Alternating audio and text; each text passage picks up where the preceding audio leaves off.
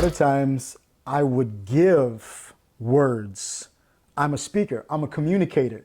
And so it's easy for me to give words. It's easy for me to build other people, to recognize something in them and to speak life to it, to speak alignment to it.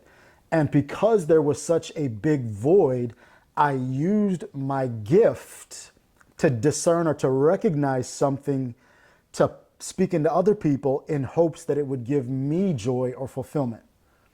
You see what I'm saying?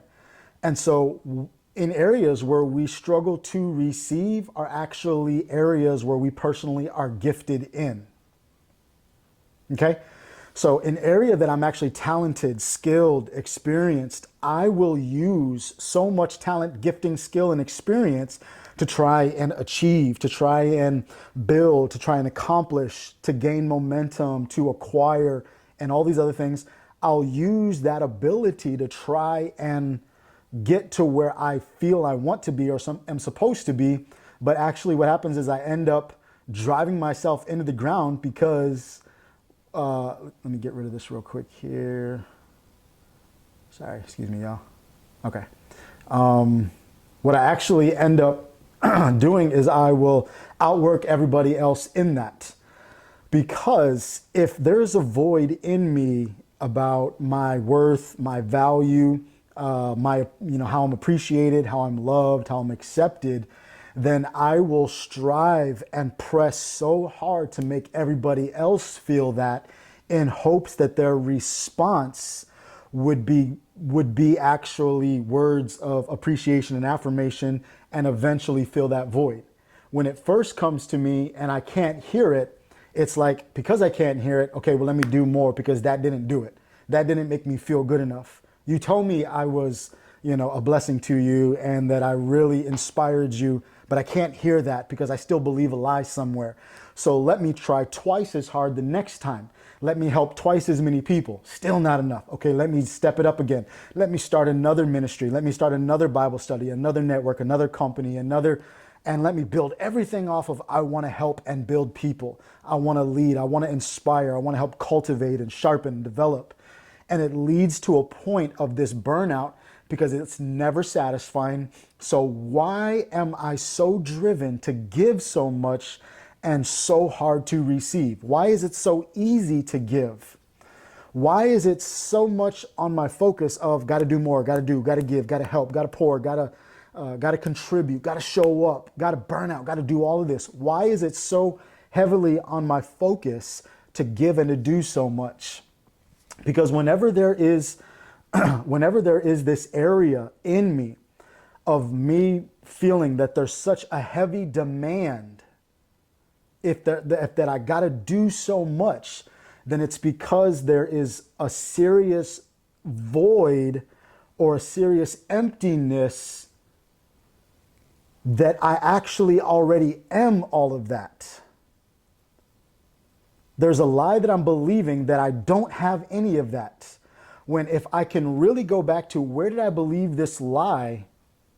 Where did I stop thinking or believing that I am good enough or capable that led me to drive myself into the ground?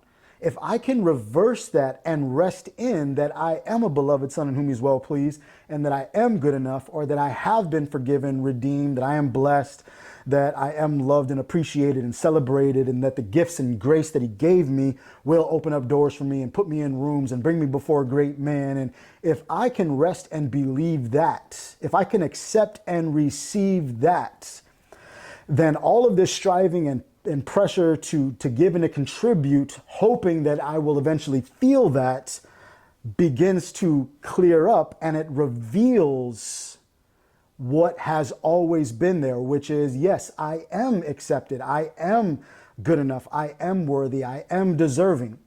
The last couple months where I've been talking about, that what's in front of me, it's not about something that's coming to me, but it's clearing up the cloudy gray areas to reveal what has always been in front of me. The blessing that God has for me is not something that is going to fall out of heaven. It's not on its way. It's not passing me by. It's right in front of me, but there are lies that I've believed that make it hard to see and be aware of what is actually mine, the blessing that is on my life.